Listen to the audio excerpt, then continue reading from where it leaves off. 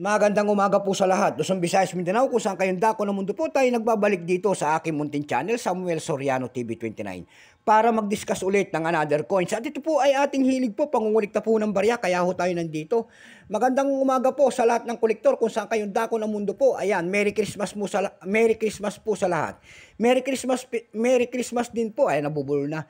Merry Christmas din po sa aking mga subscriber po, kung saan kayong dako ng mundo po. Ayan. Merry Christmas din po sa nanonood doon sa aking FB. Yung FB page, Samuel Soriano po. Ayan. Yung mga nagpapalo doon sa akin, maraming salamat ang nagpapalo doon sa aking FB page. Thank you so much sa inyo lahat. Ayan po. Yun naman pong hindi pa po nakapag-subscribe dito sa aking YouTube channel at gusto nyo ang ganitong mga topic po about coins. Ayan po. Aanyayahan ko sana kayo at malaking tulong na inyong gagawin tulad na lamang ng pagpindot ng ating subscribe button, like and share para ma-update po kayo sa mga latest ko pang gagawin mga video po. Ang pag-usapan po natin ngayon ay pera po ng ating BSP. Pera po ng ating BSP ang ating pag-uusapan.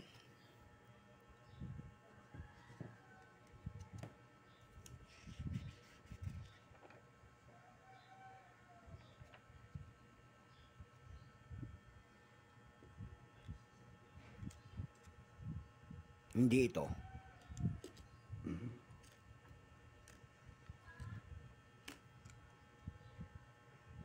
Hindi rin ito. Nasaan na ang ating pag-uusapan?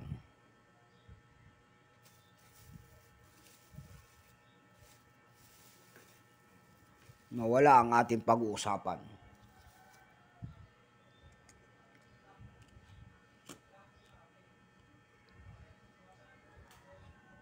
Excuse me po.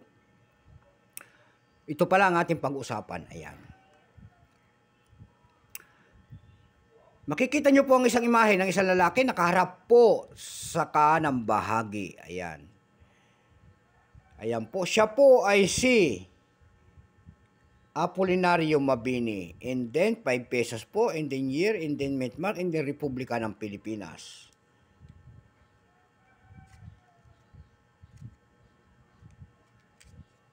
Hindi pala yan. Ay, pambihira talaga. Oh. Ito po ang ating pag-uusapan pala.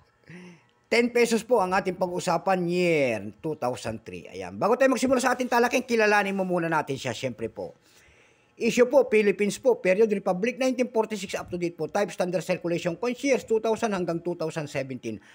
Ang buying po ako rito, ayan, buying po ako rito ng year 2007 and then 2009. Yun ang aking bibilin. Mag-comment po kayo dyan kung meron kayong mga ganong barya and then year 2000. Ayan. Currency piso po, 1967 out to date po. Composition po nito by metallic aluminum brass center and copper nickel ring. May bigat po itong 8.7 grams. May haba po itong 26 mm. May kapal po naman itong 2.14 mm. Hugis po, bilog. Orientation niya, middle alignment number and dash 4519. Reference number KM-278. Ito pong year 2003, kung tawagin ng ating mga kolektor, ito po ay reverse die 1B. Ito lamang po ay 14%. Wala pa pong mintage at ito po ay ating ginagamit pa. Ayan. Pero may price na sa ating numista.com. Ayan. Yung kanyang extra pa ay 92. Almost uncirculated 92 at uncirculated dito ay 92 pesos din. Dako naman tayo sa kanyang price. Ayan, doon sa ating eb.com may nakita ko tayo nagbebenta nito ng $4.99. Meron din tayo nakita doon na 307 pesos. Meron din tayo nakita doon na 239 pesos. Sa Carousel PH naman ho tayo dumako. Sa Carousel PH nakakita ho tayo nagbebenta na noon ng 500 pesos nito. And then 230 pesos. Yan lamang po ang aking maibabahaging kanyang presyo. So hanggang dito na lamang po. Merry Christmas po sa lahat and God bless.